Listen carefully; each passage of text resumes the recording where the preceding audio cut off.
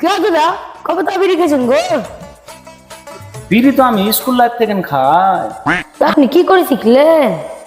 তাহলে শোন, বলে আমার একটা বন্ধুর কাছ থেকে বিড়ি নিলাম, বলে দে একটু খাওয়া শিখি। বিড়িটা জ্বালিয়ে যে টান দিয়েছি হ্যাঁ, আর অঙ্ক স্যার ঢুকে পড়লো। তারপরে এবারে বিড়িটা তো আমার ধোঁয়াটা মুখে, কি করি না করি কিছু ভেবে পাই না।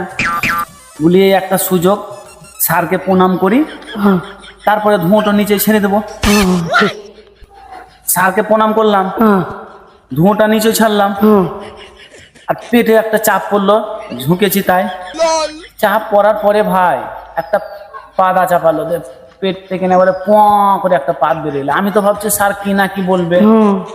ভয় ভয় যদি স্যারের কাছে উঠলাম, স্যার আমার মাথায় হাত দিয়ে বলল, আজ অব্দি তোর মতো ছেলে